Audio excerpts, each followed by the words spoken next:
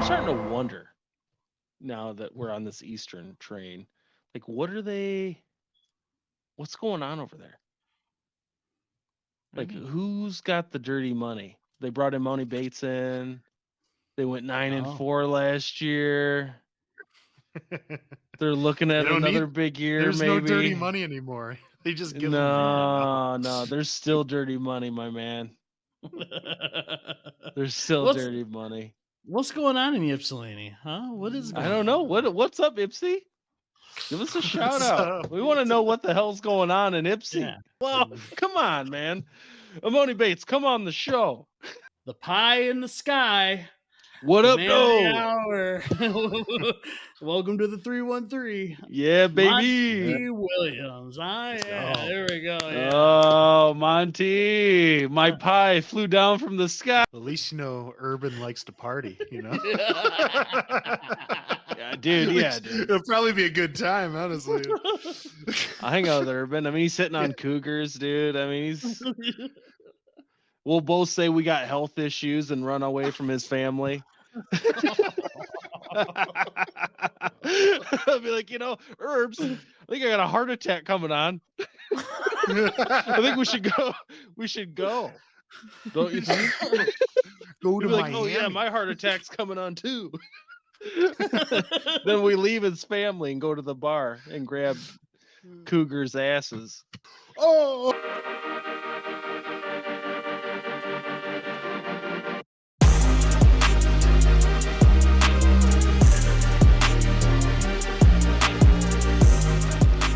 Welcome to the BDE Sports Talk Podcast. My name is Bill, one of your hosts, along with brothers and co-hosts Dean and Eddie. Fellas, how are you doing tonight?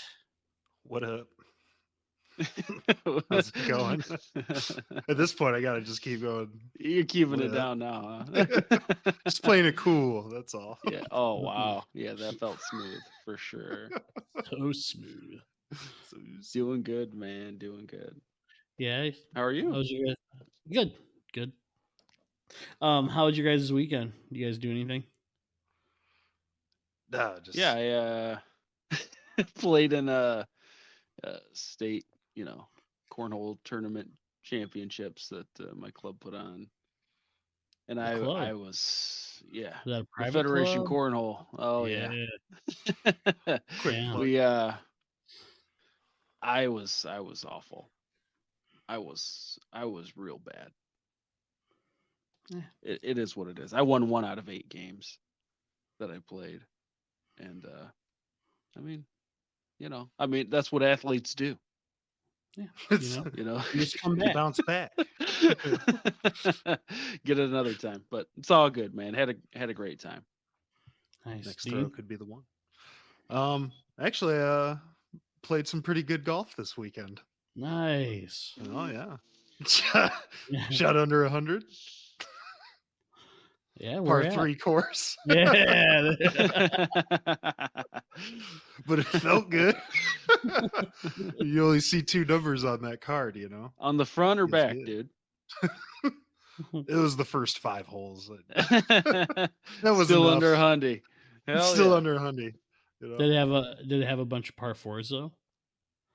It had a few, but they were very short. Like the longest one was like 340, but like that was the longest one, So it was like, other than that, it was like 240, 260. Just about 7 chunk shots up to the green, and then 5 putt, and then I'm on my way to the next hole. Good times. So that's what 369. That's 30. It was like what 45 for par. Something like that. Probably something. I didn't look. No need to look after that. So if you say you usually shoot in the 130, so you probably shot in the 70s. No, I shot under 100. That's all we need to know. Nice. I'm trying to get on the Live Golf Tour, Bill. So. Non-existent. Yeah. I know. Well, now they're together with the PGA, from what I heard today. I mean, come on, man. It's fine. Like it's fine. I just feel like I don't know. Like I liked the initial. I think the guys that got really screwed are guys like Rory McIlroy, who should have just taken the enormous. I mean, think about what Dustin Johnson got, and that you probably double it, and Rory McIlroy could have got it, and then been able to. I know they haven't decided, like, how do we get these guys back to the PGA because they got banned, but they're gonna let them back. Right. Well, they offered Tiger like $800 million. So yeah, dude. I mean, and he was like, no. And he's hurting for cash. 100%. Poor guy. I don't know. I bathe in the hypocrisy of the whole thing. It feels it's like a warm blanket on a cold night, man. I love it because like Monahan, the PGA head guy or whatever. Like, all right, and I'll just try and be quick about it. It's it wasn't that long ago, 2 years ago, whenever it started, where he referenced 9/11 in regard to like the Live Golf Tour and how you don't have to apologize for playing in the PGA, taking that Saudi blood money unless it's hitting his bank account, apparently. Like now it's like, well, I mean, they offered me $1 billion this time, and it's whatever. In general, it's better for people who watch golf because like all the best players will play together, but the hypocrisy of it is outlandish. Yeah, I agree with that. I agree. Yeah. Whatever. Yeah. So yeah, that 70s really spurred a convo there, huh? It's big news. Well, that was really big news. Yeah. Yeah. So we had a kids party. Our friends down in Indiana, they have a pool, and they had like a pool party for kids and whatnot. And man, bless their heart, they there was a lot of kids. There was a lot of kids there. At that point, it's like, Eddie, I mean, Dean, you don't have kids, but Eddie, I don't know if you've been to a bunch of kids parties. Ouch, down population, bro. But yeah, I mean, there had to have been at least 30 kids. Oh, sounds like a nightmare. Yeah, good for them. It's like bless their heart, but when are too many kids? Are too many kids, But man, I mean, really learned that lesson myself. But it was so nice of them. It was so nice of them to put that together. But yeah, no, definitely. I was just thinking, like, wow, I'd be good for one of those parties in Charlie's lifetime, and then that's. Oh, dude, you kidding me? Yeah, I mean, I wouldn't even sign up for the one. But they had like a big old like. I don't care if my kids have 30 best friends. I'm like, nah, dude, you pick one. Maybe two. If I like their parents. Right. Like after that, dude, 30 kids. Nah, man. Yeah. Nope. Yeah. Nah, I'll absentee father that weekend. And it was awesome. It was a good time, and it went well. But I was like, man, if I was in their shoes, you got one of these in you, and then that's it for me. So yeah, that was my weekend, and again, it was fun. Thanks to them, Donnie and Jamie, for hosting that. Anyways, so before we get started, just want to say thank you to everyone that's been watching. We do see you. Feel free to comment at any point. If you haven't subscribed already, please feel free to subscribe. Let us know if there's anything that you want us to talk about, or whatever the case may be.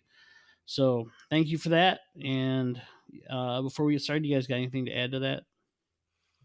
No, just really appreciate all the listens, and keep sharing, commenting, liking. Just everything's always good. Yeah, no, absolutely, man. I mean, been super cool. Gotten some great feedback. Always open to that. And yeah, I mean, folks keep watching. I mean, that's means a lot. So thank you. Mhm. Yeah. You just got to get to college football season. That's it. Oh yeah, get I us to know, it's football. yeah. We're the NFL, you know. This NFL is season. we're trying to put together good content for you guys in the middle of nothing. So, with that said, let's get started, and we'll start off with the biggest news of the week. I feel like the pie in the sky. What The up, man of the no? hour. Welcome to the 313. Yeah, baby. Monty Williams. Let's Yeah, go. there we go. Yeah. Oh, Monty, my pie flew down from the sky. The pie. Yeah, it did. Oh, it took a record amount of cash, but Yeah, it took a lot. Yeah. Sure did. hell yeah, dude. In fairness, Dude, wasn't he I planning on literally did retiring the for a Frank year? the Tank, like when I saw it. In the Not even sky. joking. Pie in the Yeah, sky. dude, I did the like. Dude, I was doing that. I was jacked. That's awesome. Yeah, Heck yeah, no, dude. 6-year deal. We'll see how that goes. I mean, it seems like Tom Gores is pretty loyal to his coaches. So, Dean, your thoughts on that? On them hiring Monty? Yeah. Love it. You know, like I mean, what more can you say than what Eddie said last week? You know, I mean, Right. they took a shot. I mean, like you said, it took a record amount of money for them to get him here, but I think it makes us at least feel more legit compared to, I mean, who else we could have gotten, you know what I mean? And hopefully he brings in some big names, or Troy Weaver pulls some magic out and we get the number 1 pick for Wembayama. That'd be maybe they'll take Wiseman straight up. He played pretty good. That would be magic. I think, I mean, any trade package, if you're trying to get Wembayama, it would almost be you'd have to include Duran with it. Include everybody. Yeah. Everybody'd have to go. There's no 3 guys. It's everybody. I did look it up, and Marvin Bagley is on a 3-year contract. Oh, So he actually has 2 more years with no option. So he's there for 2. I mean that's great, man. No, we were talking Yeah. about that, and Yeah. I didn't know if he was going to be. Yeah, good for No, dude, Bagley. I'm pumped for Monty. You know, I mean, like I said, pie in the sky. You know, they had to give him all the cash, you know, to bring him in. But I mean, at minimum, it sends a signal to the league and to the fans, right, that they're taking it seriously. Right. You know, it at least gives us a chance to be attractive to free agent or a college kid who's like, you know, I don't really want to go to the Pistons. You know, they just haven't been looking good. But at least sends a signal. The only thing I worry about, because I really hope Gores, this isn't the end of it. You know, like, because we haven't seen a ton from Gores.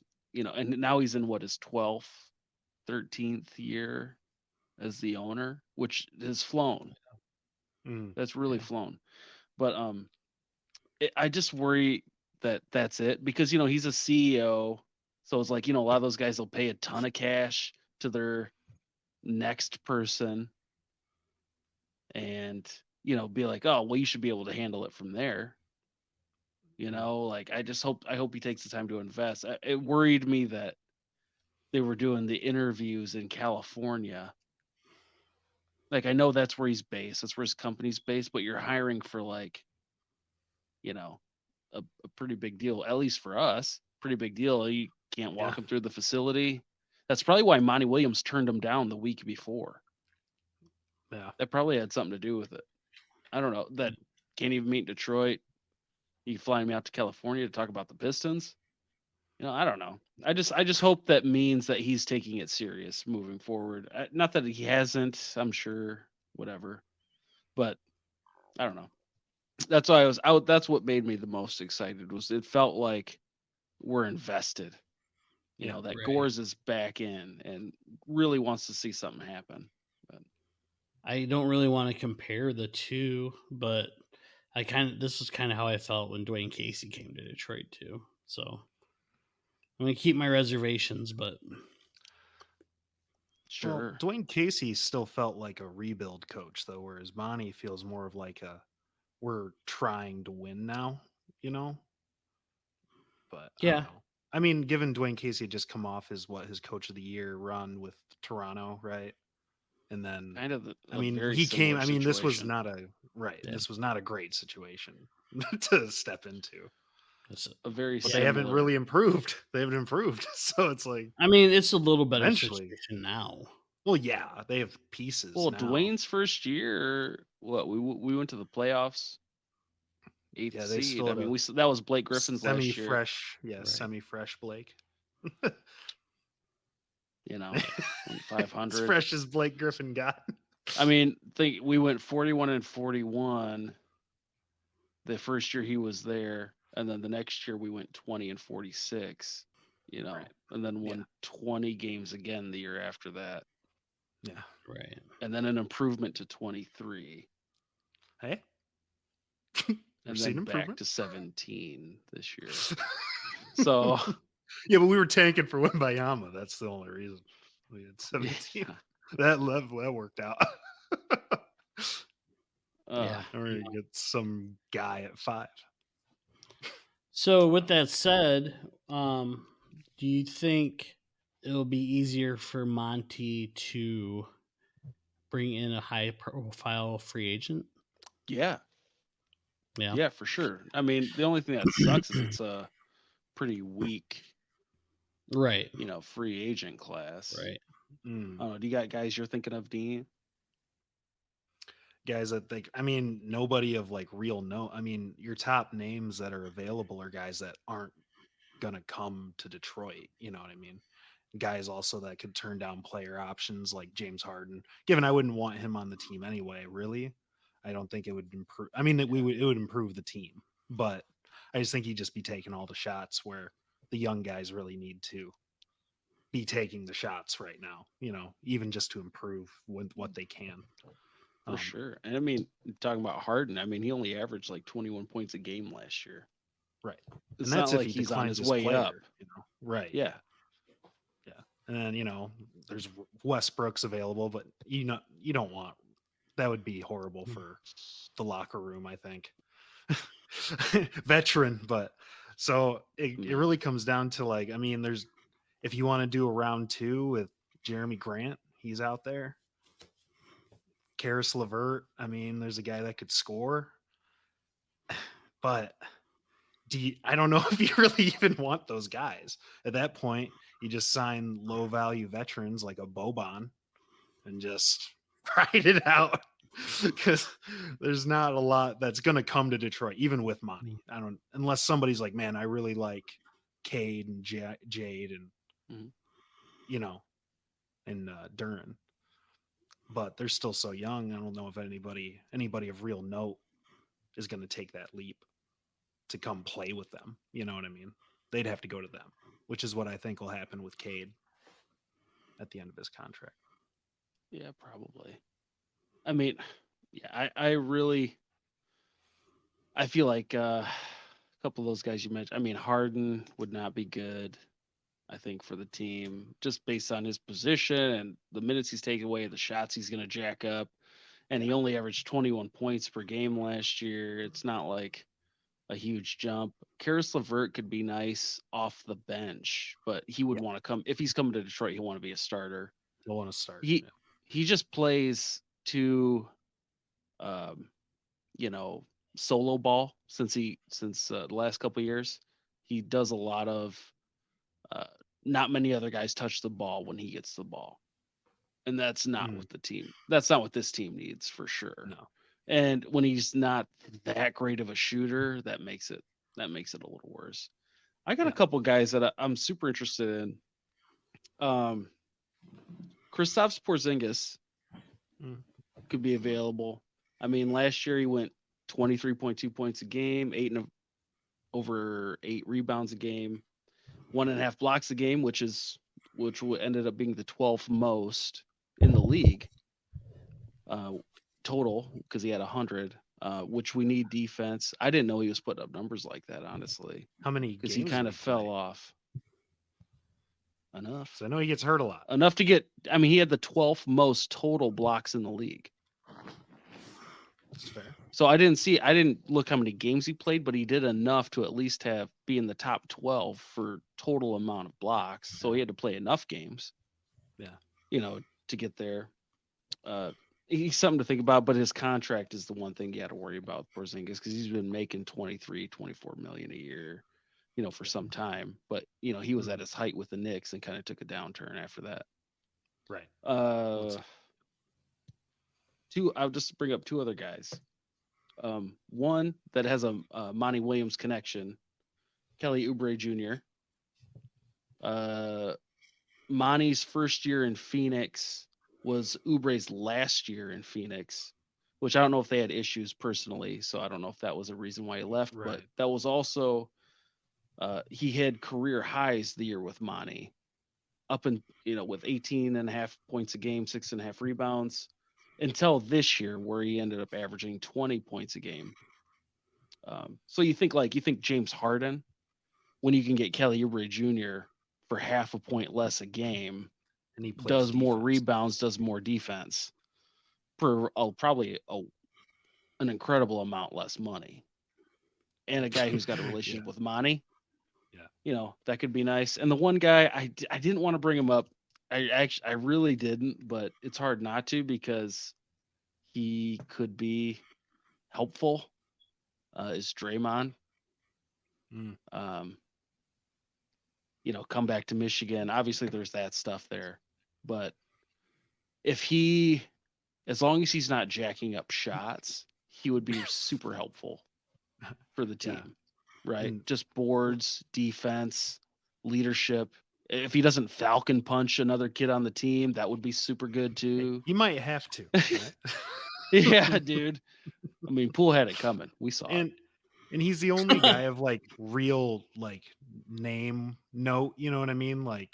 Superstar-esque type of guy that would actually possibly come to Detroit. I mean, he's not the same Draymond as the championship Warriors, but no, he's still a guy. Yeah, I mean, if he just, he's 34, right? Or it'll be his 34-year-old year season, something like that. So it's it depends what he wants money-wise. He does have a good amount of value, and there's a lot of teams that would sign him. He's not nothing. I mean, he's just a super versatile defender, and he plays. He goes after the boards. He does that stuff. He's a great facilitator. That would give a little leeway to Cade to be a shooter sometimes, as opposed to the distributor. So you have Cade, Ivy, Draymond handling the ball sometimes. I mean, that could be really nice, and it could also totally blow up in our face. So yeah. And Draymond's yelling at everybody on the sideline. Yeah, dude. Just so happened to be playing the Warriors. He just punches Jordan Poole again for no reason. He deserves it. I'm sure he did something. You know what I mean? Well, he clearly said something. Yeah. I mean, he pushed him. Yeah. He pushed him, and then he got punched. That's what happened. I mean, Dre don't play. That's East Lansing, baby. Yeah. He's lucky he didn't get kicked in the nuts. That was Dre taking it easy. It's like, this was a live game. I'd be kicking him in the balls right now. I'd be kicking you right in the nuts. Dre makes himself hard to love sometimes, man. He does. Or a lot of the time. Oh, just Troy, because he's definitely listening. Troy Weaver. Yeah. 100% checks us out every week. Don't frickin' sign Dylan Brooks. Please. I don't think that happens. I don't know if anybody. They were connected before Monty Williams was hired as coach. Like a week or two before that, that was a team that people were saying had interest, and also we're talking about reaching out. We just don't need that guy. I don't know what team needs that guy. Right. Yeah. He takes way too many shots that he can't make. Mm-hmm. And, I mean, good defender, but not as good as he thinks he is. That was obvious. That was made obvious. Yeah. LeBron will do that. LeBron will do that to you. Yeah, LeBron.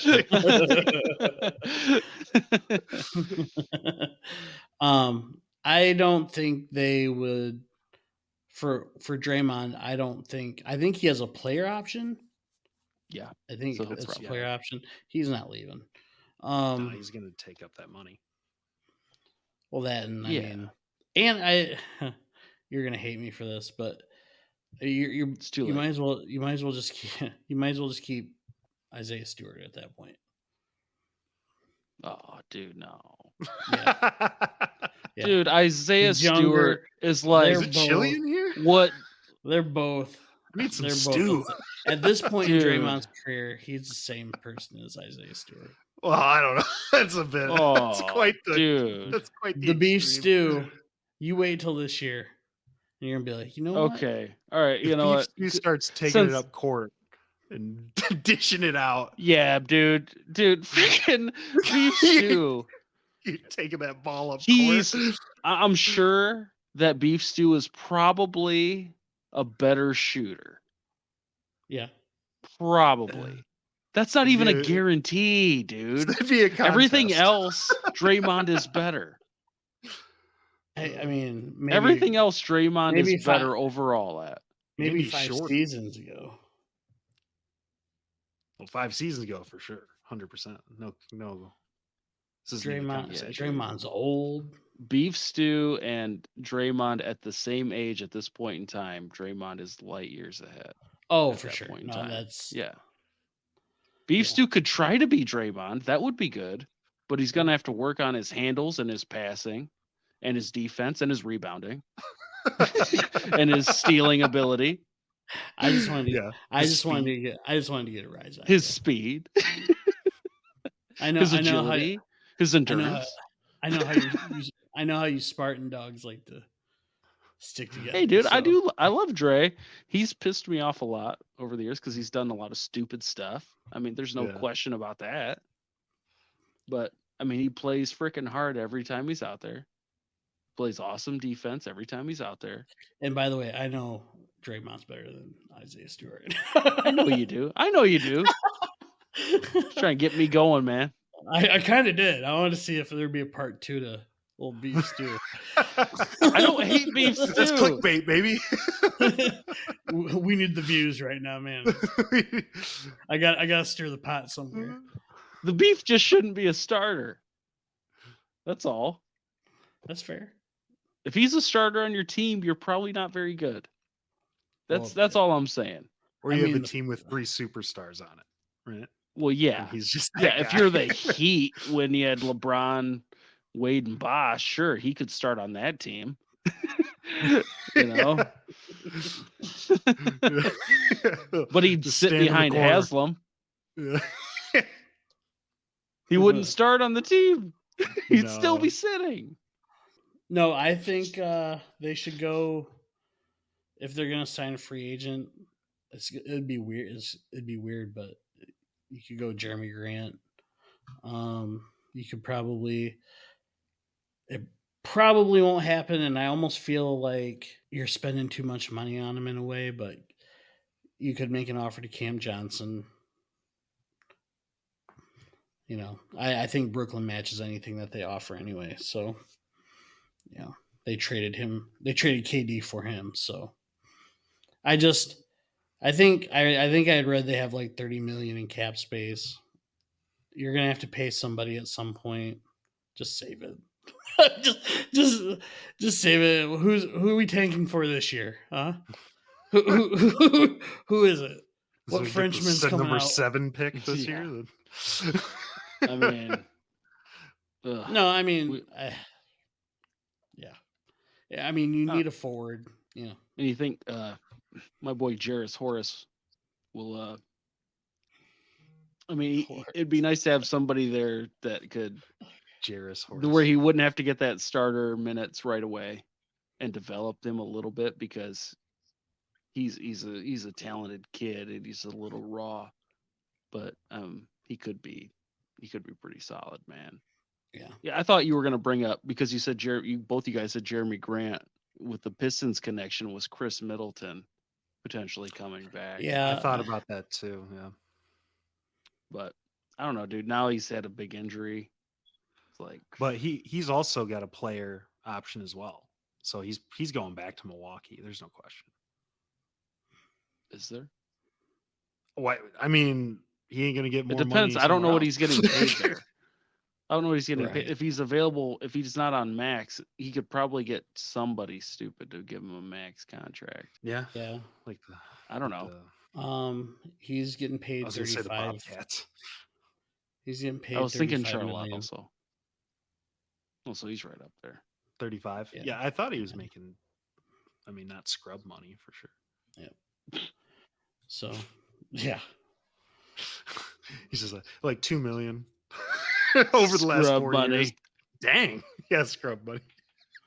So you think they don't take a forward and they just stick with drafting Horace?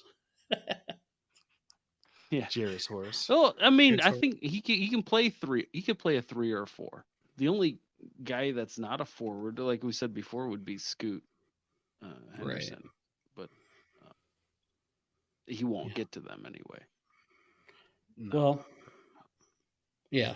Well, since we're talking about drafting and talking about the Pistons and teams that are rebuilding, the Iser plan moves on. Love the sweatshirt, by the way. Let's go Wings. Go Wings. We're in the fourth year of the Iser plan. I think right around there, third or fourth. I want to say it's the fourth. Drafting in the top 10. Dean thinks they might go with Pavlov. Pavlov or Radmanovich. Radmanovich. Still not sure now because of the whole situation in Russia, but maybe we can pick ourselves a Konstantinov or a Slavov, something. Settle for a non-Russian country. So I'll be honest with you. It's tough for me to get into the NHL draft. For whatever reason, I'm a big football guy. So Is it the mid-season? For whatever draft? reason. No, that's baseball. mid-season. Everybody loves football. Yeah. who doesn't love football? Dude, the NFL is a drug, dude. What other freaking I feel it. sport I feel it. releases their schedule and people like that stops the sports world? Yes. Yes. You know what I'm saying? Like nobody's ever yanked it to the MLB schedule. You know what I'm saying? Like nobody. Oh man, 85 is they're playing the White Sox. Yeah, exactly. Oh, they I mean, you lost can get 40 excited games for by some then. matchups, Right. but like NFL schedule comes out in the middle of the NBA playoffs, all that stuff, and like everything was about the NFL schedule. So, Yeah. dude, it's not for some reason. It's legit reason. Yeah. Yeah. I can't wait for football. I know. Me too. College, pro. Oh. Give or take. Yeah. It's okay. Anyways, back to the Iser plan. Eddie, you have any thoughts on that? On our Red Wings? I'm on the draft for sure. And I got some guys written down here, but I mean, the gist of it is we really need scoring.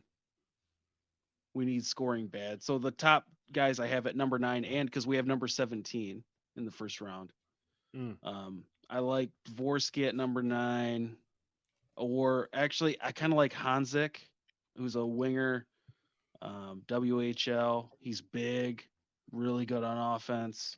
I kind of like him at number 9. He'll probably be there too. At number 17, I kind of like Benson, who's also WHL guy. They say he's got, I mean, I don't know, but they say, whoever these people are, say he's got great skills, skating skills, IQ, high motor. They need a guy who's going to push because they're just not scoring. And I just wanted to bring this up for reference. So our highest points, obviously that's goals and assists. Was Larkin, rightfully so, with 79 points. That qualified for 34th in the NHL. So our top guy was 34th in the NHL. Our next guy was Perrin with 56. And then we had 2 guys tied with 45 points with Raymond and Kubalik. And I say that because I went and looked up who had the best record in the NHL, right? Which was the Bruins. Their top point scorer was Pasternak, amazing player, 113 points. First round exit. Well, yeah, but still. Suckers. They won an incredible amount of games this year. Yeah.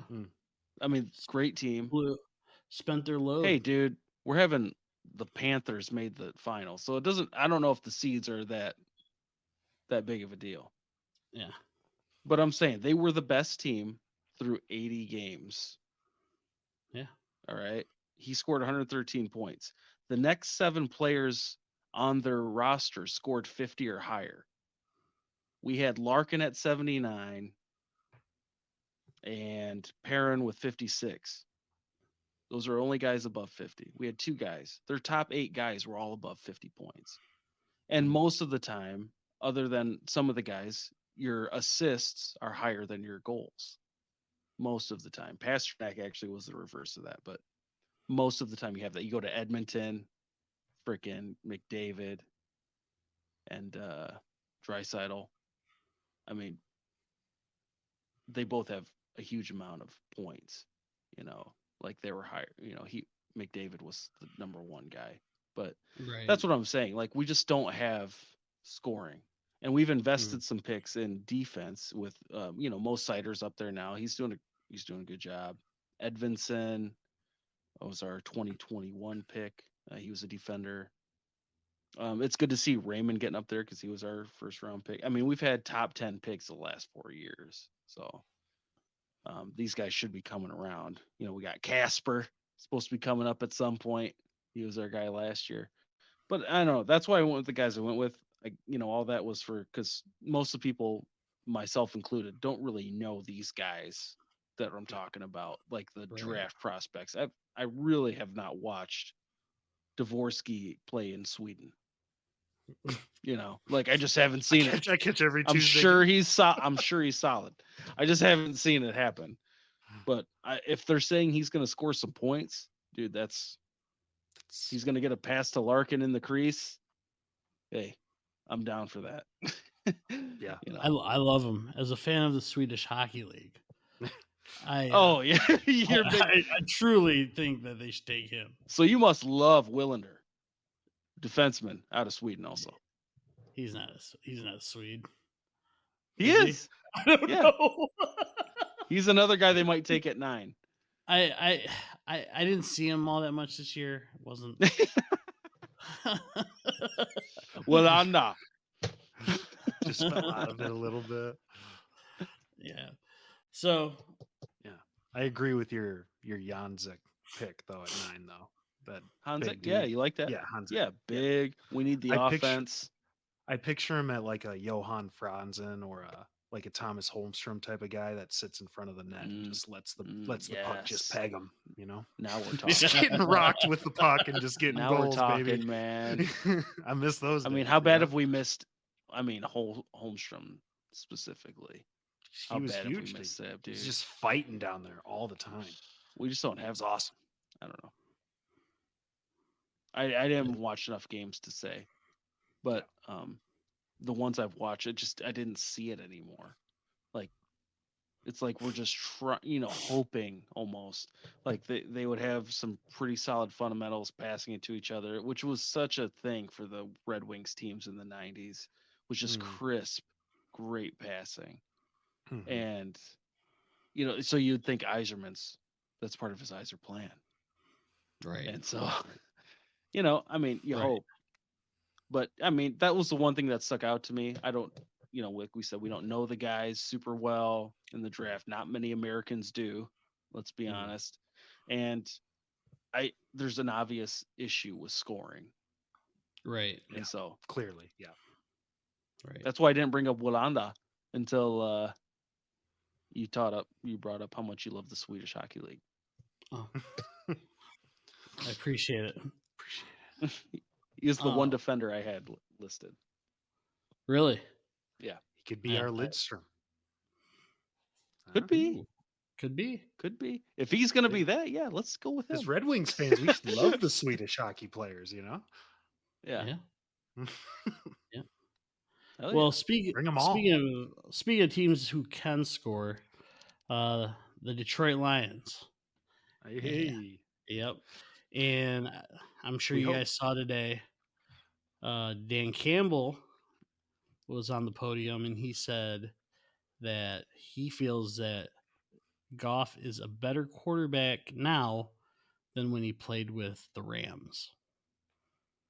And they're like, that's a bold take. And I'm going, it's not that bold of a take. I feel like he said it a couple times last season. It's the best football he's ever played. And, I harp on it all the time that I attribute most of it to Mark Brunell. I really do think he's really worked with him.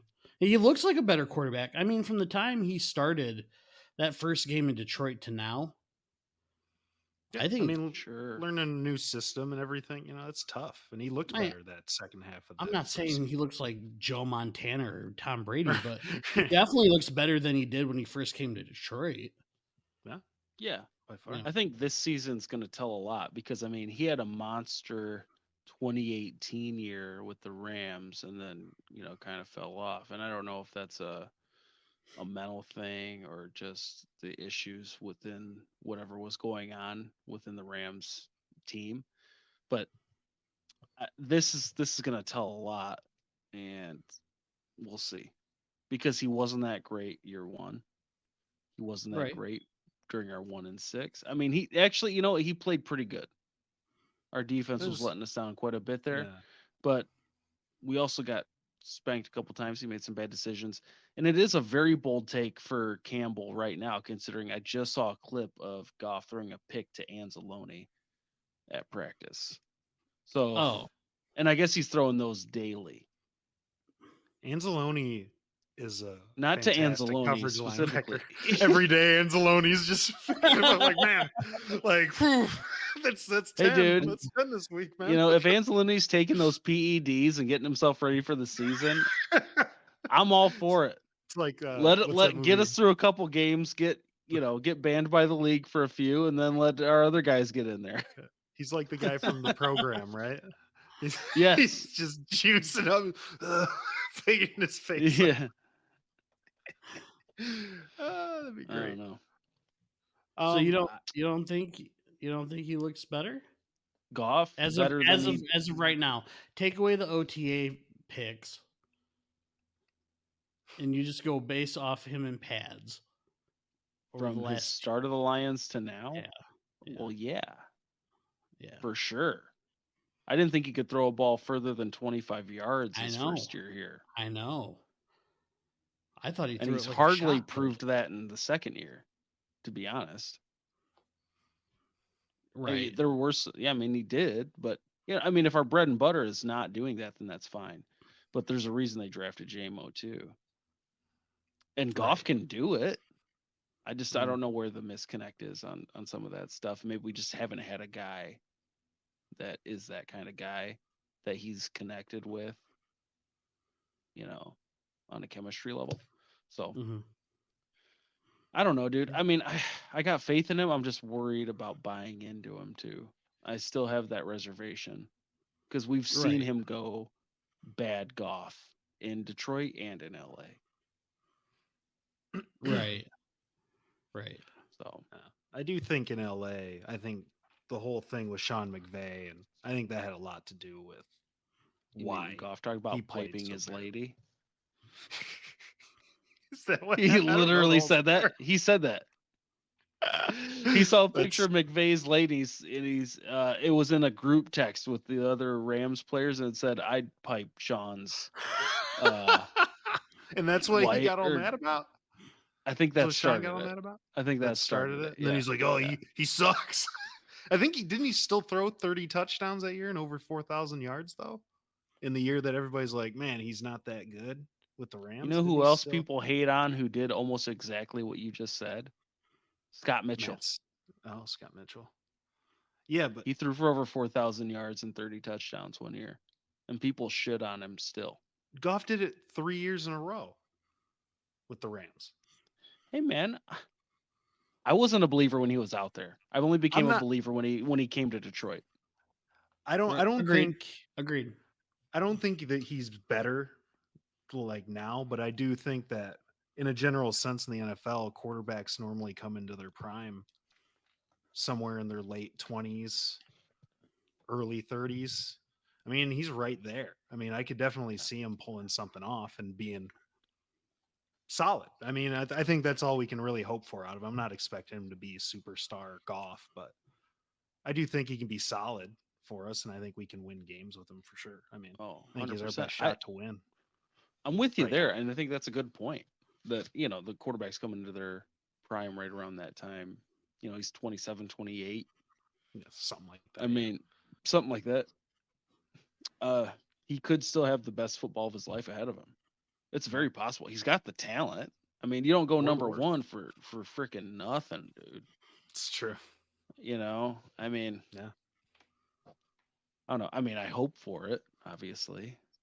Right. Especially if he starts out the season. We start out 5-1, 4-2, even 6-3, and they start paying him $45 million a year for the next 5 years.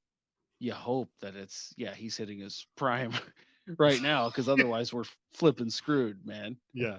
Right. Yeah. You're not Yeah. wrong. You're not wrong. So someone else who is doing pretty well in OTAs is Jahmyr Gibbs. If we're going to go opposites of Jared Goff throwing picks to Anzalone, Jahmyr Gibbs has looked pretty good. Throwing dimes to Jahmyr. Hey, man, Yeah. that JG to JG connection, baby. I like it. I like Get it. it going. Get it Yeah. going. I mean, what's your over under on this? You take the over on Gibbs getting 60 catches. What's the what do you, I feel like the over under set at like 60. Yeah. Well, depends. When they sign DeAndre Hopkins, it's going to take a lot of targets away from him. So I'm going to go with I'm going to go with under. Hey, he followed Jared. He followed Jared Goff on Twitter. Didn't one of our guys? No, it was Jamo who liked Lamar Jackson's thing or something. I don't know. Yeah. And then he had to right? Yeah, he had to like delete it immediately. What I'm saying, I mean, I feel like that's a solid number to do an over under 60 receptions, and I think that is probably as much,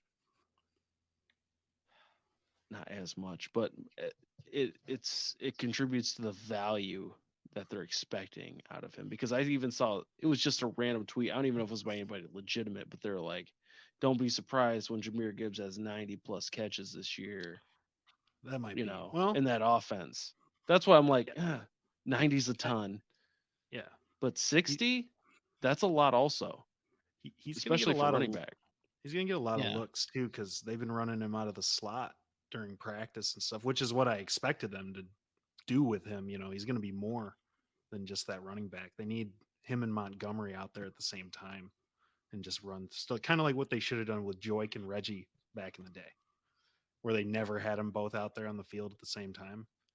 And everybody's like, oh, we know what they're going to do. Joik's going to run the ball this time. Oh, Reggie's out here. They're going to run it outside or swing it to him in a screen. I don't know. But yeah, well, I'd say 60 is probably what I think he'd get. With Montgomery, that's why Montgomery can catch the ball in the backfield too. I say even.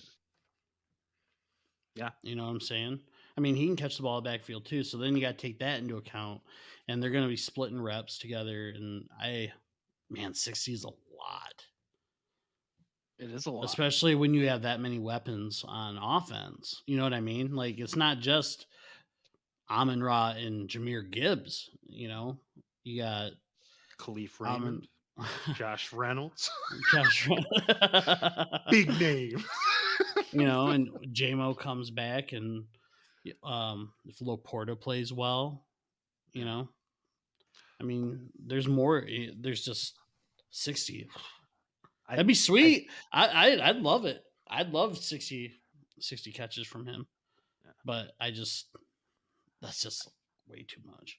So I you're think on he'll the. get I feel like I'm under. Yeah, I'm under. He'll get a big chunk of that in that first 6 games. Is why I say he'll Yeah. go over, but not. What if by I a said lot. It'll be 45? like 61 over for sure. I feel like that's a safe over. Yeah. For me, Yeah. No, that's Just in No, no, that's a I know. very- I that's a just, I very said I safe. feel like that's a safe over yeah, on 45, but it might not be. I mean, that's just us he might thinking catch 15 balls during this year. OTAs. Yeah, dude. I mean, that really could happen. Yeah, that could legitimately happen. right. So Yeah. you feel good about over 45, Bill? Yeah, that's fine. I feel more comfortable over 40. He'll get 30 in the first 6. Mark it down. Is that Dude, that'd No, be that's not a crazy. That's a Dean guarantee. is that? I mean, that's only 5 catches a game. Yeah. Oh, I know. yeah. I can do basic math too. Can you? Oh, go ahead. Give me one.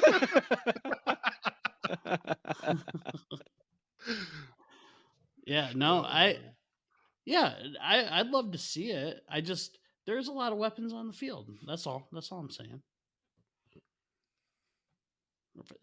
You know, I mean, I guess. but I get what you're saying too. You draft him for that reason too. You're going to use him. So I'm not saying 60 is out of the realm of possibilities by any means. I'm just saying, man. to me, in my head, that's a big number for a rookie running back. Yeah. Oh, it is a big number. It's definitely a big number. But I for what they were talking about getting him, you draft him right there. You gotta showcase him. When you sign David Montgomery, you gotta think in general receptions is gonna be where he's at, whether it's out of the backfield or out of the slot. Yeah. Now, I mean, maybe they don't, but then it's like, then you bring back the questions: what could we got at 12? You're gonna trade back and not use a guy because Montgomery's gonna get first, second down touches in general. Yeah. Yeah. They're paying the guy $6 million a year, and he's legit. Yeah. He's going to get that first down run. I mean, and he should. Mm-hmm. So, I don't know. I mean, we'll see. I feel like 60 to me. I honestly, I would take the over. I would take the over on that because I just think that's where his bread and butter is going to be.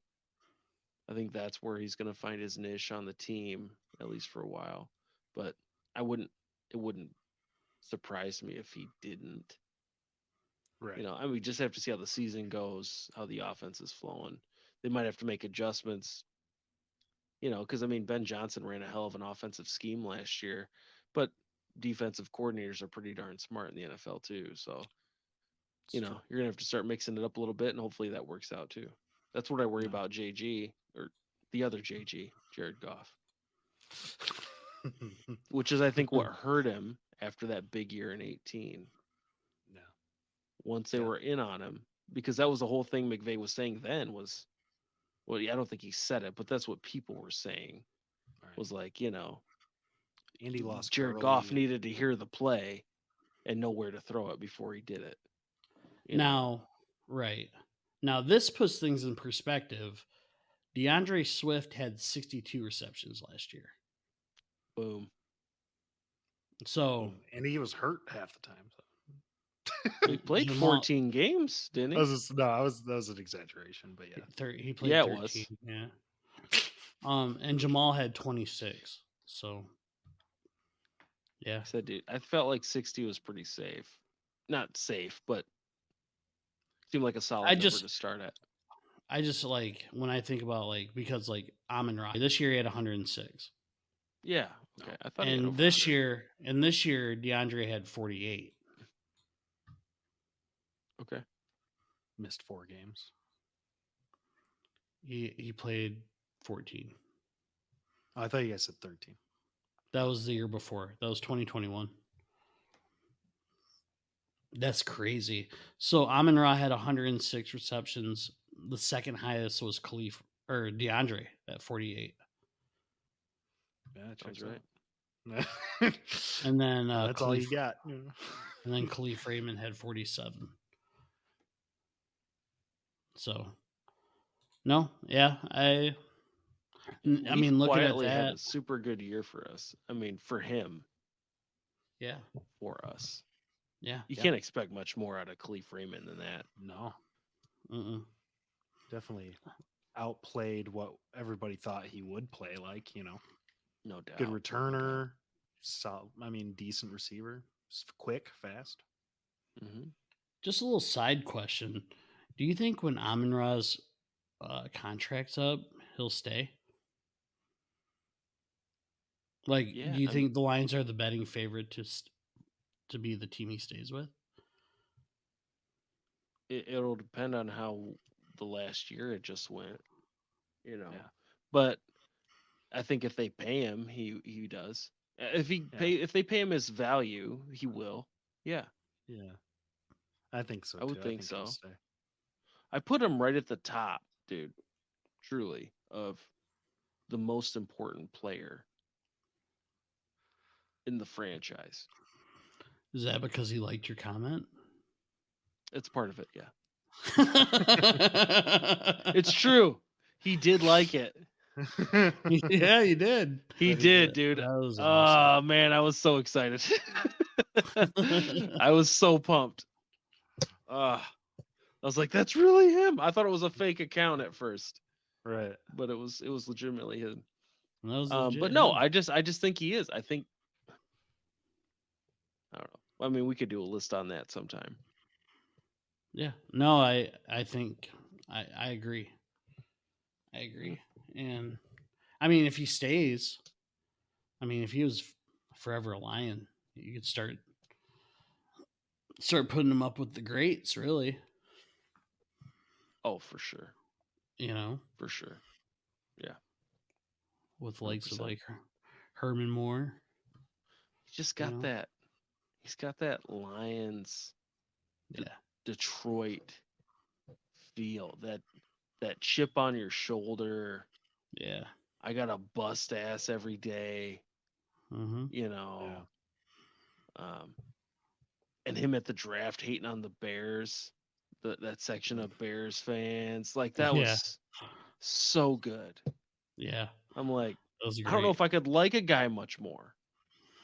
For a team that plays, for a team that I enjoy, a player that plays on those teams.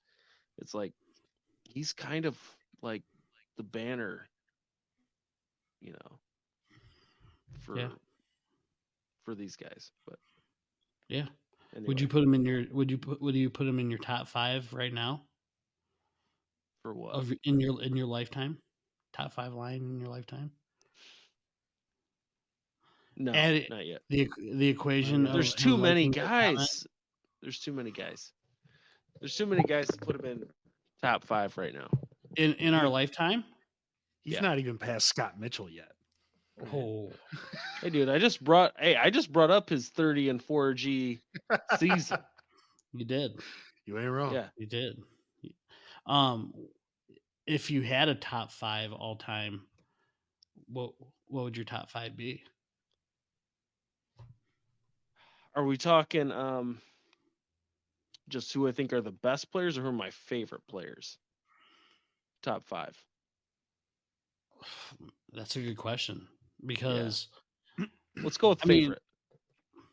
Top 5 favorite? Yeah. I like that. Combined with, right. But you're not excluding Barry and Calvin. I mean, I never liked those. Well, guys. because they're going to be in the list regardless, and you know that. It'd make it more interesting that's- if you don't have them. If you have a list, dude, I will never not have a list without Barry Sanders on it. It's I was just just trying to make it mean, interesting. That's fine. I mean, No then big deal. then you can make it top 7. Not that top serious. 5 hall pass from your wife. Top. He's on that What list. do you think, dear?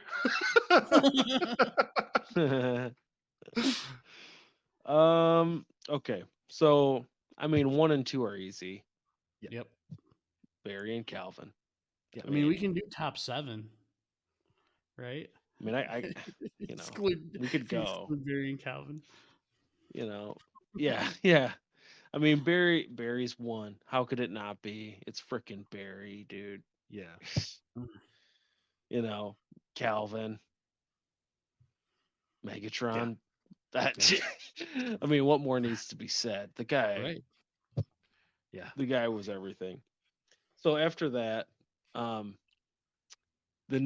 next favorite player for sure was Corey Schlesinger. Slash, dude.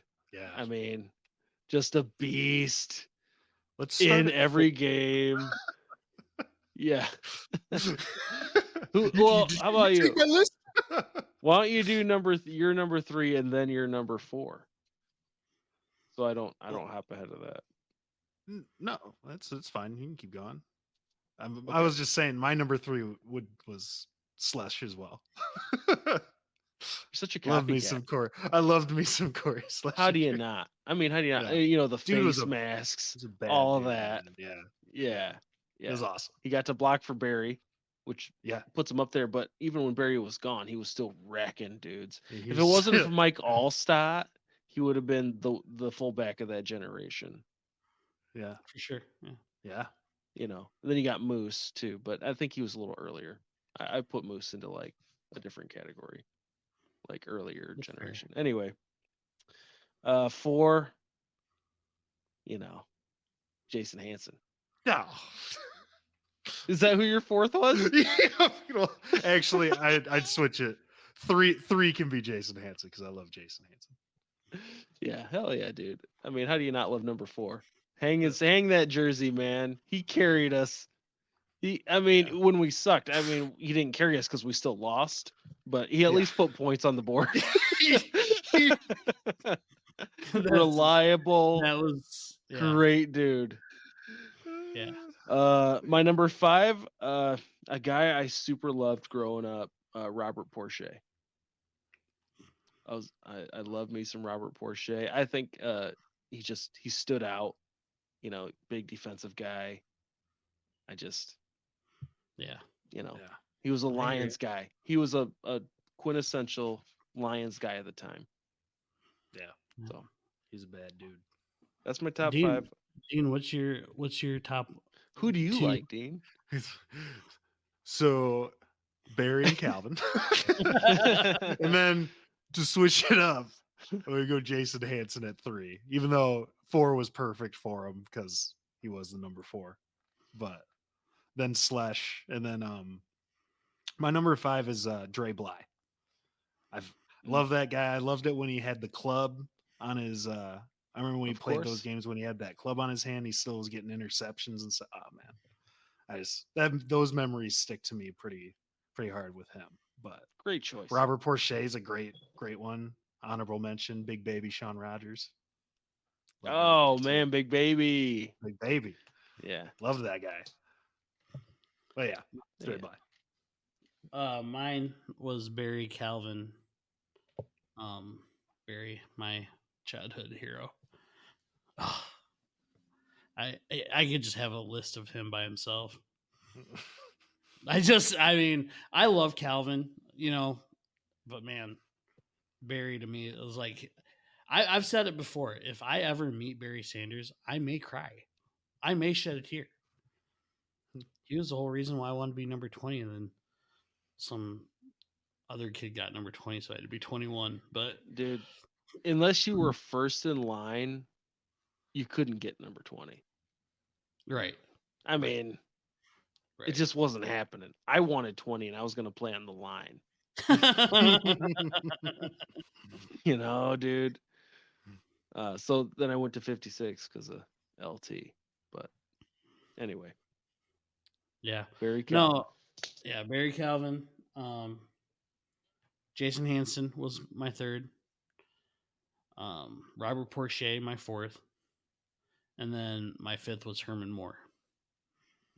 Because I remember watching Herman Moore, and I remember there was a Monday night game that he just went off. I'll never forget that because, I mean, Lions highlights are few and far between. You know what I mean? There's a lot of core memories. My first core memory of the Lions was them getting throttled. Oh, in yeah, the dude. NFC.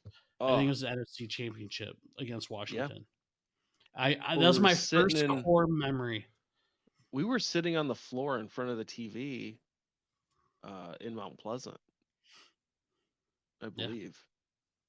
Yeah, no, that's like my very first memory of the Detroit Lions. Yeah, dude. Oh, lifetime of For pain. sure. For sure. You know, but man, just watching Barry, Herman Moore, Johnny Morton, Brett Perriman, your boy Scotty Ice. Oh man, Dude, that was good. one guy, you know, there's so many dudes, man. I mean, Yeah. The only reason I brought up the Mitchell season, that was 1995. That's when Herman Moore set the single season catch record, Mhm. you know, before it was broken, obviously. Yeah. But yeah, I mean, obviously Scotty Mitch had a great year that year. You know, throwing it. Herman was catching everything. Barry ran for 1,500 yards. So it's like, of course he's gonna get Herman Moore open. Herman Moore's a big target, sure-handed, because like you had to load the box, and that still wasn't working. Yeah. You know, I mean, what a freaking waste of an opportunity at a Super Bowl. Yeah. I did have a couple honorable mentions. One was Chris Spielman. Of course. Was an honorable mention. I had him on mine also. And then I had Stafford. Yep. I mean, you know, you can't, whatever. People can hate on him all they want. That dude played through thick I don't think that franchise, you know. I don't think we heard the people that hated on him. Right. But you remember, dude, when they were making that run to the Super Bowl, it was like, how many people had a freaking boner for the Rams? Yeah.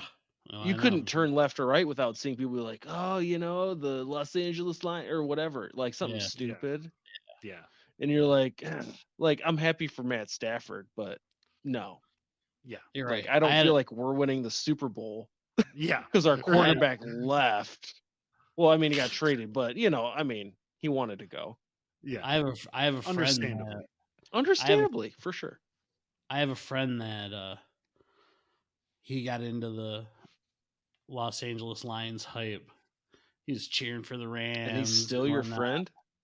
Well, here's the thing. He started talking about the Lions, and you know who you are. I know you're watching. Oh, dang. Yeah, I know. What up, though? Welcome to 313. He starts talking to me about the Lions again. So every time I'm like, well, what about your team, the Rams?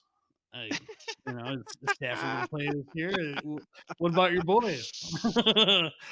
He never answers me. So I gotta keep him honest, right? If you're gonna be a Rams, yeah, for sure. If you're gonna bail, it's a and long go way back Rams on us, there's nothing wrong. And we all felt right. I would assume. I think Dina just confirmed that. At least he and I, that there was nothing wrong with being happy for Matt Stafford, right? And like being like, hey, dude, you put up with so much crap. Dude, so many bad teams. He got drafted to an 0-16 team. Yeah. And he played his ass off, dude. People can hate on him, but he played his ass off, and he may have made a ton of bad decisions, but you know what? He freaking made a ton of awesome throws, and he at least made us something that we could watch. Right. Yeah. With Calvin Johnson. But, you know, I mean, still. So thank you to them. Thank you to them, by the dude. way. Thank you for making things bearable. Oh, dude, I'm with So, you. I'm with you. It's just um, like Verlander too, Yeah. right? When he rolled out to the Astros. Happy for Well, him. super happy for Verlander when he Yeah. did it. Yeah, but I ain't wearing But- no Astros jersey. Stuff, Yeah. dude. No. Yeah. No, I'm not a Detroit Astro now, you know. no part of me feels that. I'm just banging trash cans at the stadium, you know. I didn't even care if I wasn't even watching to see if the Astros would win. Like, oh, I hope they win so Verlander gets that Yeah, I trophy. didn't It's even- like, yeah. I don't care if they win. I hope he does well. Yeah. Right. You know, Yeah. Right. It'd be like Verlander ain't thinking about me. I'll tell you that.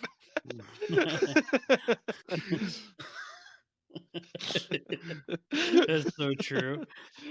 Yeah. No, I agree. And you know, people can do what they want. That's fine, whatever. But man, you start hopping back on that wagon, waving your Rams flag, you know, Yeah. you're Well, I had your blue Staff and in my gold top. lines thing. I had Staff in my top 5 for best players. Yeah, no, That's why I was wanting that clarification. I'm like, I mean, you if you make a in our lifetime a top 5 list of best players the Lions have had, and you don't have Stafford on it, then you're just a freaking hater or you're freaking stupid. Right. You're a major hater. Unless you put Charlie Yeah. Batch in. Well, Batch, hey, Batch was a stud. That's an eagle right there, right? An Eastern Michigan Eagle. Oh yeah, oh yeah. Oh yeah, Turned out to be a Yeah, good that's backup for sure. yeah. No, I kid. That's a good segue into some action talk that we talked. You know, we had kind of brought that up last week and said we had a week to get yourself in, start looking around a little bit. Be honest with you, I'm outside of catching Central Western and knowing about Eastern and you know their season last year. I couldn't tell you one thing about Akron. I couldn't tell you one thing about Akron. We're only talking about Michigan teams. Right. Yeah. Right.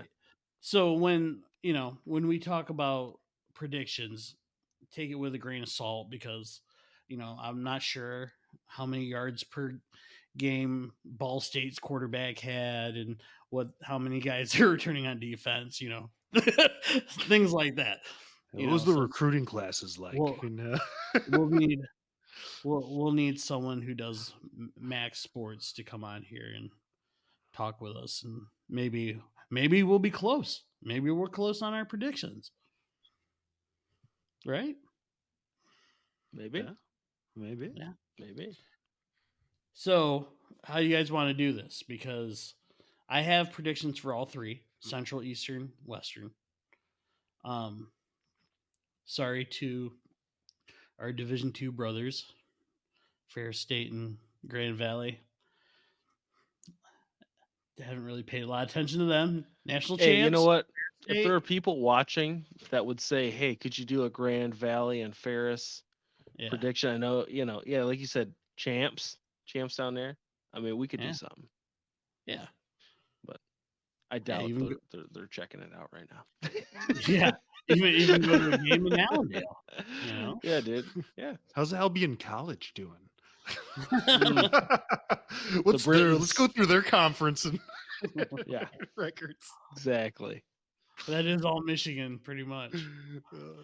It's like Hope and Calvin, Kalamazoo. Well, let's do it. Yeah, I'm kind of struggling with outside the three teams in the MAC. So, so how do you guys want to do this? Do you guys want to just go one by one? Or you want to go all three at the same time and just do that? Just knock all three out. Okay. All right. Yeah, why not? Yeah. Ed, how about you go first? Okay. Let me start out with the chips, baby. Fire up. So last year they went 4-8. Yeah, rough season. They definitely hit below expectations, especially when you had Lou Nichols, big time rusher from the season prior. They went 4-8, but we're returning, Daniel Richardson, who's the starting quarterback, going into his, I think, third year now. But the thing is a guy, Bert Emanuel, who's the backup quarterback. He got a lot of playing time last year, but it's mostly because he runs. Like, he's a big runner. He only threw 8 passes last year, but he ran for almost 500 yards. Over 7 yards a carry. I mean, they play him. They got a shot. Lou Nichols is gone now. We lost Thomas Incoom. He had double-digit sacks last year. I mean, dude was pretty legit as far as, guys like that go. But I still have him at 7-5. It's just tough. I mean, they got to travel to Notre Dame. It's just other teams are pretty solid. Garbage bag out in Waldo. I guess I got them at 6-6. I didn't do any research on them because the Broncos can eat it. And then EMU, they went 9-4 last year, man. Obviously, we all know they beat Arizona State and then beat San Jose State in the Idaho Potato Bowl. What I love about EMU, man, is they're bringing back their quarterback, senior quarterback and senior running back, who both had big years last year. I got them at 10-2. And they scheduled it like they were Alabama or Michigan. They only have one Power 5 team on their schedule in Minnesota. Everybody else in the table in the MAC. I left one loss in there because you're probably losing a conference game somewhere. And it's going to be to the chips, baby. It's going to be the fire up. But yeah, I mean, they're probably going to lose to Minnesota, right? The one Power 5 team. They might not. I mean, they're returning some. You got your top 2 guys from the year before on offense. Right. I mean, you're probably going to score. I mean, who knows? But yeah, that's where I got those guys at. I like 10-2 for the flipping Eagles, dude. Who would have thought? Right. I know. Would never thought that. Yeah, I know. So for me, I had Eastern at 8-4 with losses to Buffalo, Toledo, Minnesota, and then boys in Mount Pleasant. Yes, sir. Baby. Yes, sir. It's early enough. Let's go. 8-4. I did a little bit of research on them. They lost 7 starters on offense. I didn't know that they had a great QB because from what I read, there was. I just didn't realize their QB was pretty good. Their defense was average in the MAC. Yeah. Well, yeah. I mean, they had a good year. It's crazy to think of Eastern Michigan as a winning team, right? Well, good for them too. By the way, that's pretty awesome. 8-4, I feel like is still pretty good. I mean, I like 10-2 as well. I think they could beat Buffalo and Toledo. I still have them losing. I still have them losing the Central, by the way. Yeah. Oh yeah. For sure. Oh, yeah. We're gonna live stream that game. Oh. I didn't look to see if is it in Mount Pleasant. Which one? Eastern. Western. Eastern and Central. I don't know. No, that'd be a fun game to go to. I haven't been to a game in Mount Pleasant in a long time. Depends how Central's doing up at that point. Yeah, true. Fair enough. So Western, I did do a little bit of research on them. New coach.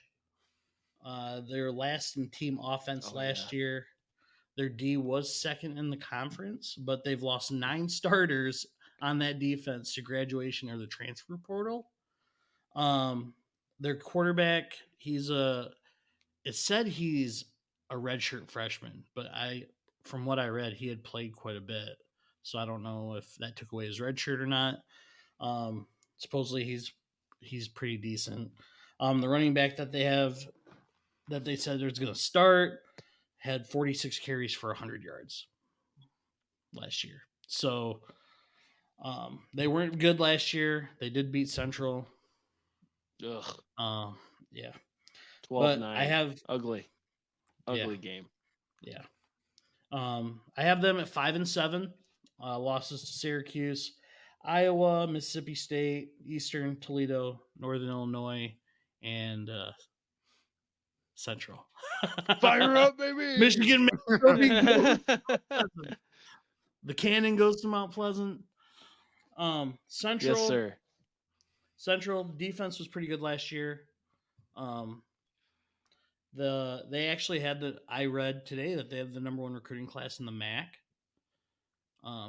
This last year, which is pretty cool. McElwain, baby. McElwain. I thought they had a new QB. I guess I was wrong on that. I wasn't great with the QBs. Like you said, Emmanuel, right? He played a lot last year. Because Richardson didn't feel like he just wasn't making it happen like he had the year before. He didn't have the worst numbers, Richardson, but for as much as he played, they should have been a lot better. And they had lost. Oh, I can't think of his name now. He had signed with the Lions in the practice squad. Not practice squad, but he was in training camp. He was on Hard Knocks. Khalil Pimpleton. Yes, Pimp. That was a big loss. That was a big loss for them going into the next year. So you got to give him credit there. Bert Emanuel is a big runner. We haven't been able to see him do much more than run it. Like I said, he threw 8 passes last year, and he played, 70 snaps probably. More than that. But I'm just saying. It'd be interesting to see what happens. One stat to note is Jim McElwain has never had back-to-back losing seasons in his whole coaching career. There's a chance. Yeah. So I have them at 7-5. Yeah. I think they have a much tougher road than the other 2 teams. You got MSU. For sure. Yeah. You got MSU. Lost to MSU, lost to Notre Dame, lost to Ohio, Buffalo, and Toledo. I don't know why I have so much stock in Buffalo, but you're a big Buffalo guy, I guess. Yeah, it's kind of weird. Dean, you have anything to add to that? I don't know. Well, as a low-tier MAC college football fan, I don't have a lot to add to that. Diplomatically, I would put Central Michigan at 6-6 just because I like Central, and you saying that that guy hasn't had back-to-back losing seasons. Why not put him at 500? It's not a losing season. Guy. Western, don't care for him, so we're gonna go with 5-7. And then Eastern. I know they, like you said, we all knew they beat Arizona State or whatever last year. And make them 9-3, I guess. I don't know. Couple of conference losses. One to Central major school, lose to Minnesota. By the way, Eastern's jerseys, pretty freaking sweet. Now I'm starting to wonder, now that we're on this Eastern train, like what's going on over there? Like who's got the dirty money? They brought Emoni Bates in. They went 9-4 last year. They're looking at another big year. There's maybe. No dirty money anymore. They just give no. There's still dirty money, my man. There's still dirty money. What's going on in Yipsilanti? Huh? What is going on? I don't know. What's up, Ipsy? Give us a shout out. We want to know what the hell's going on in Ipsy. Yeah. No kidding. Yeah, I didn't even think about it. Monty Bates. Yeah, man. Yeah, I thought that was wild. That could be the Pistons' second-round draft pick too. Yeah. No, that comes up. I think he said. I saw something where they interviewed him. He wants to play guard in the NBA. All right, never mind. Please just don't. Don't take the kid. Jeez, Pete. It's like where are you trying to tell us where you want to play? Yeah, he said he'd like A to play guard. failed top recruit who's been given a million chances. Now you might get drafted in the second round, and you're telling the Pistons where you want to play. Maybe just be like, "Oh man, you might actually take me. That'd be great. I'll play. I'll do whatever you want, Monty Williams. Yeah, Right. Yeah, I want to play guard, dog." Known too many people like that in my life. Oh, Like, all right, man. All right, hey, you know, if that's what you want to do, go give it a shot. Why not? Why not? It's your talent, it's your life. Right. But if you want to be in the NBA and they say you're not a guard, then shut up. You're not a guard. I knew I'd get something out of him. Yeah. Well, come on, man. Emoni Bates, come on the show. If you're watching right now. And he is.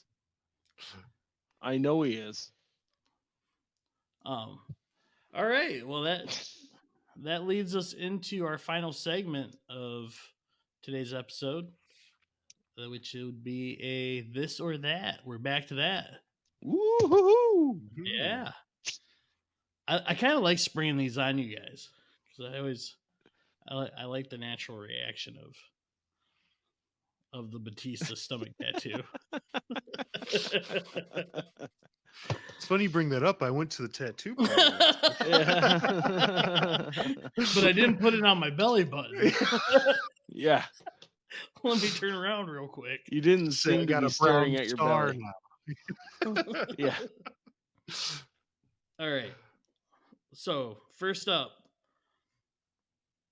would you rather have first row seats along a baseline at a baseball game or the upper deck?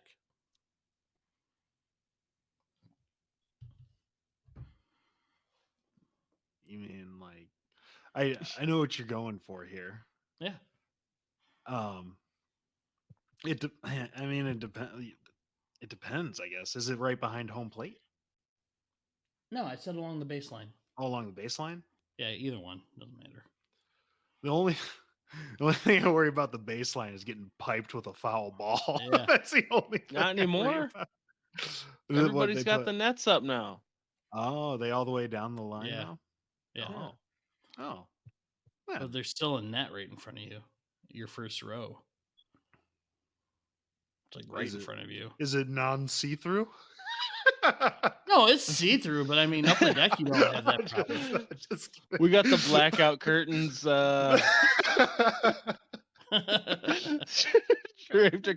Just for your protection. So you don't have to watch crappy baseball. Yeah, so you don't have to watch these guys play. Who wants to see Javi swing at a pitch 5 miles outside the strike zone? Yeah. It depends. Are they really good or are they in their current state? The Tigers, because that's obviously the team I'd go see. Right. We'll say for today, the team that's today. The team of today? Yeah. Upper deck. Wait, am I paying for this? Or am I Yes. gifted this or paying for this? You're gifted. You're gifted. I'll take front row every time. Front row, yeah. If it's gifted. Yeah. Front row. If I'm paying for it. Yeah. I could probably buy the upper deck and just walk my way down. Well, Dean and I. In the front. Yeah, you probably have opportunities. Yeah, just pay for an upper deck ticket to just move down to the front. Yeah. Move your way down. Come on. There's nobody there. So, it honestly, though, would depend on the seat in the upper deck. Because if you're first row of that upper deck, it's pretty good seats. Anywhere you want, really. My personal favorite is to just stand behind in center field. That's my favorite spot. Well, don't give away your secrets to everybody, Bill. Yeah. Everybody's gonna be standing out there. I'm just bathing in the fountain out there in center field. It's just off to the side. Yeah. bar of soap and a good time out there. All for $5. No, that's my favorite spot. You can see everything. We live 2-3 hours away, so I can stand for a couple hours. Especially now. I liked the seats when it was when we went in the first row. I think it was for your birthday. I think it was, but man, there's a lot of stress. You should be watching the game anyway, but man, all it takes is one. You see it all the time, right? Well, not anymore because of the nets, and the nets in front too. I don't know. I like the upper deck. Oh yeah, I mean, I love sitting up there. I mean, I'm saying if I choose the front row, right.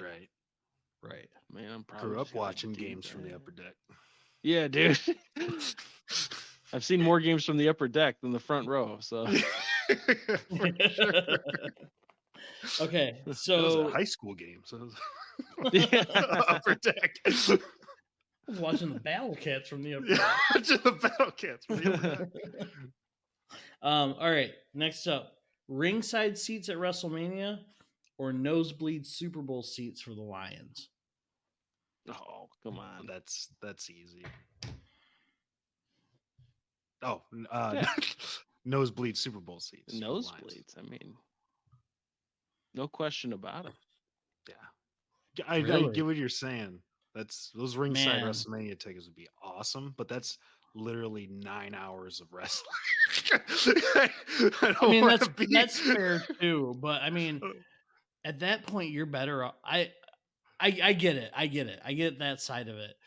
My mindset to that is you're not going to get a good view of the game, for starters. 2, you'll be celebrating up in the very top, right? Like, you watch it at home, you got all the food you want. Obviously, if the Lions are in a Super Bowl, you're going to be with people. You can always go to the celebration parade when they come back. It comes down to, am I paying for it, or am I getting gifted the ticket? I mean, they're probably about the same anyway. No, you're not wrong. I mean, for the Lions ticket, am I paying for it, or is it a gift? I say for both, because if I say it's a gift, obviously, you're gonna take the Lions. But no, you got to pay for one or the other. You have the money to do it. I don't know if you know this, Bill. It's still the Lions for me. But the Lions have never been to a Super Bowl. I get that. And Roman Reigns makes WrestleMania every year. Yeah, but you don't get and they plan out how they're going to do it. I get that. This is all. I get that. But man, dude, front row at WrestleMania would be amazing. That'd be such a fun time. That'd be such an amazing time. But it just cannot be the same as the Lions in the Super Bowl. Yeah. But you get what I don't even know if it changes if I know the Lions lose. I don't even know if that changes it. It does for me. Just heartbreak. How bad's the loss? Is it a blowout? A blowout in the Super Bowl? I don't want to be there. I don't want to be there for the blowout in the Super Bowl. Now, 3-point loss, a little OT action. I'll take that. I'd go to that. I'm just saying that you're gonna have a great view from your TV. You're gonna be with people. You're probably going to be with your friend. Like if they were playing in the Super Bowl, we'd probably be together to watch the Super Bowl. You know what I'm saying? Yeah. You got that. You got the best view, I feel like, out of all of them, unless you're on the 50-yard line. There's no way I pass it. I don't know what it would take for me to pass on it. Oh man, that would. Honestly, I don't know. I agree. It'd be tough to pass on going to the Lions in the Super Bowl. It'd be tough for anything. You say that until you're there, and you got some shitty seat. Have you been there? No, obviously. Have you already done top row at the Super Bowl? I hate to tell you this, guys. Because I've sat pretty I've high up been there. in NFL stadiums, and it's not bad. Yeah, Right. not the but- worst. Okay, I guess I shouldn't have said nosebleed seat, because when I thought of nosebleed, I thought of the worst seat in the place, like standing room only. You know what I mean. That's really what I meant. But you're right. We have been, like, if it was at Ford Field, right? Yeah. And it was the very last seat where you're sitting down. Yeah. I would take that. Well, that's what I any day thought of you were the talking week. about. No, that's fair. Because yeah, I mean, we went to it 2 years ago, right? I mean, those weren't bad seats at all. Not But even- I guess I was thinking about, like, the ones where, like, you're standing and you're over by, like, a pillar and you can't really see it, and you got people next to you. And I just that's what my thought was when I thought of the question. But no, if it was where we sat, last row at Ford Field, I would take that all day long. Mainly because I feel like Ford Field doesn't really have a bad seat. You know, Well, if I can't see what's going on, that's what I'm saying. then- Like, well, yeah. If people I pay a can't, see, lot of are money you for asking me that. if I can't see it? If I'm there but I should can't have watch? said. That's my fault. I should have said the crappiest seat at the Super Bowl. That's what I should have said. For the question I asked, yes, that I agree. I agree that I would take that seat at the Yeah, Super man. Bowl, Yeah, for yeah. sure. 100%. For sure. Yeah, So no question. yeah. I'd take. That's fair. standing room only. That's a fair. Man, you get there and, like, your standing room only tickets, like, you're like it's one eye. You got someone. I'm like half you got behind a someone's- pillar.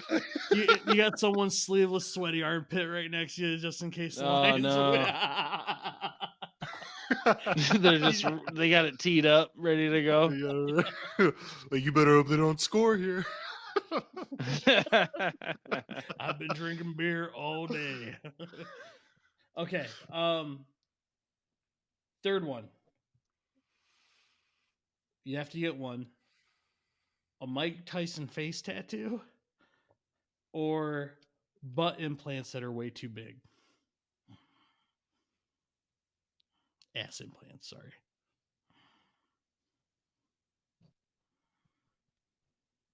Mm. And yes, you have to keep them.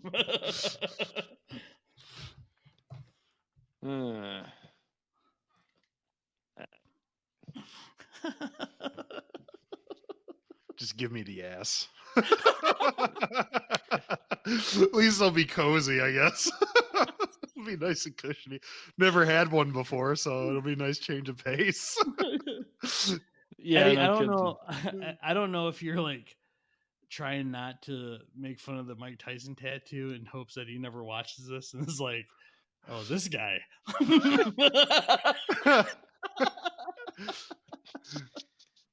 You know, Iron Mike, baby.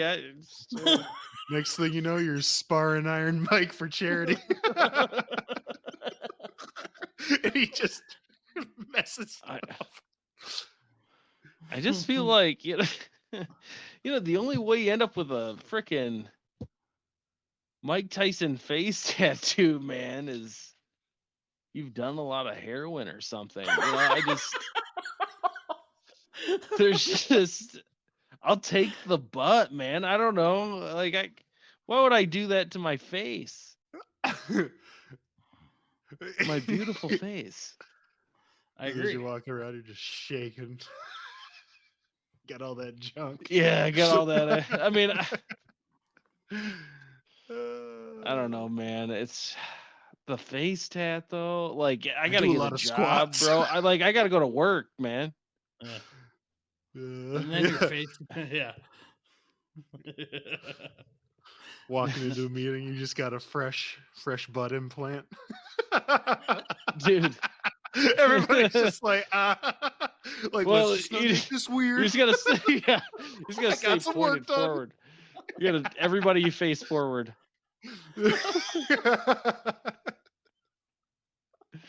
The face tat, there's nothing you can do. No, there's not. No, there's nothing you There's can do. nothing you can do. Just put a big then you're Band-Aid on like- your face. You're like fighting people to get the interview to like clean the bathrooms at Burger King all of a sudden. Oh man. You know, like that's like you're having to fight people off for that interview. Like they won't even let you cook. Like that's it. That's just the bathroom. He's on the shitter duty. You know? All right, Dude, all right. just don't know. Yeah. I think. Sorry, Mike. Yeah. All right, last one. I feel like this is the best one yet. Who would you rather hang out with for a night? Well, you know what? I'm gonna change that up because who would you rather hang out with for a weekend? Kevin Warren.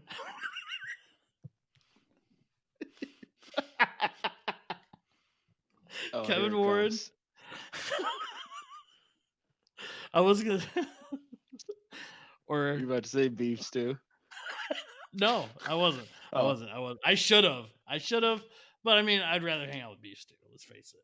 Yeah, I mean that's easy. Kevin Warren or Urban Meyer.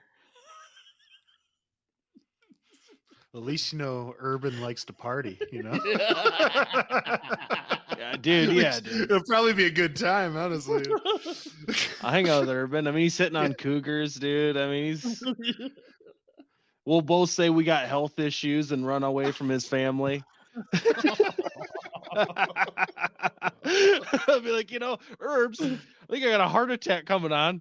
I think we should go. Don't you think? Go to He'd be like, Miami. oh yeah, my heart attack's coming on too. Then we leave his family and go to the bar and grab cougars' asses. That sounds like a great weekend. Hey man, Oh, man. Kevin Warren can just eat it. It'd be a boring hang anyway. Yeah, then you have to go to like a Bears practice facility. Oh.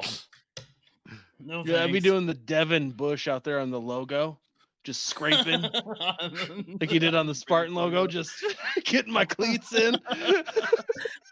The fact that you wore cleats to hang out with Kevin Hey, Warren. that's another thing about Michigan State. Devin Bush did that. Michigan State had to pay a fine because he did that. Did you know that? Yeah, You did? yeah. How stupid is that? I know. I guess What they what'd agreed. What'd they find him for? I don't even know. Like, what I was don't it? remember. But It I know they definitely It was, they definitely had to pay a fine after Devin Bush did that to the field. Yeah, that makes no sense. Should have been That's Michigan. what I'm saying.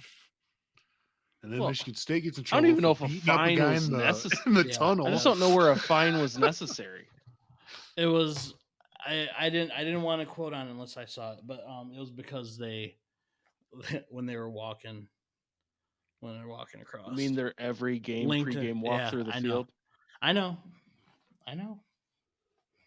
during the time. That at the time they always do it. They got fined $10,000, which chump change, but still, it's like if anything, just leave it be, right? Leave it be. Yeah. Even as a Michigan fan, I can say that rivalry, just let it be. Shouldn't have Everybody's all happened. jacked up. Yeah, Yeah. Either way. No. so Mm. yeah. All right, Urban Meyer it is. I'm sure chilling with It's Urban. Herbs. That's the yeah. It's definitely Urban. What about you? Would you chill with Urban Meyer instead? No, Bill? no, Wow, holding strong, huh? no. You hate the Jags that much? You hate Tim Tebow? You hate Florida? Listen, I don't know Urban Meyer the guy. I obviously don't know Kevin Warren the guy, but based on optics and my dislike for Tim Tebow over there in Columbus, I would just rather just suck it up and hang out with Kevin Warren for the weekend. We can talk about ways we can screw Michigan State over. I don't know. Which is messed up. His kid went there. Really? His kid was on the football team Really? while he was commissioner. Yes. Didn't want to show favoritism. Yeah, apparently. That's funny. All right. Well, that was this or that. Thought that was pretty good. I don't know how you felt about the butt implant part, but it's what it is. I mean, I would take one, but not an egregious one. Yeah. Right. Bump it up a couple of cheeks. Couple of cheek sizes. Yeah. The whole family could Buy use a myself some couple. new underwear. Pants that stay up, It'd be great. It'd be a dream. So, all right. Well, it's about that time. Appreciate you guys listening. Appreciate the comments, and damn it, we're gonna have to start that over. That was so we're stupid. about to start a prayer. God is I good. know. God I is was like, great. I don't- Thank you for this Everybody, food. tonight has not been bow their heads for a minute. So before tonight's episode ends, if we could all link virtually. Virtually. oh. But there's a wall here, so you could.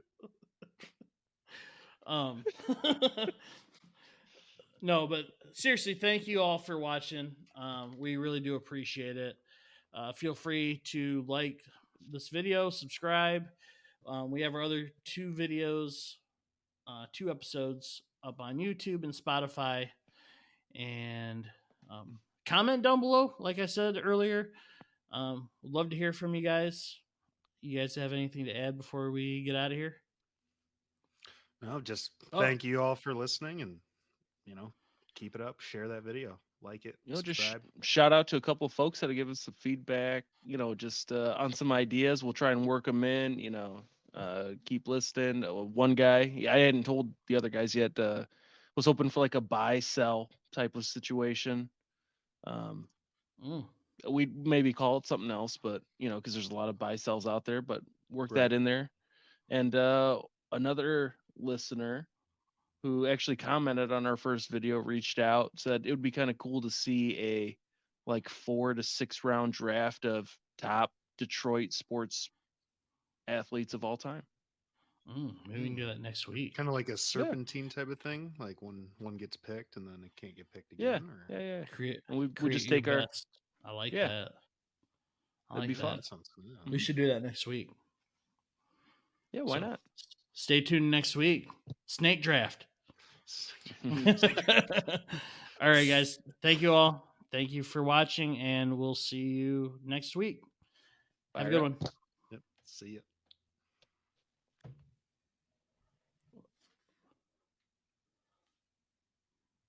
Oh, I thought you were gonna do sports talk.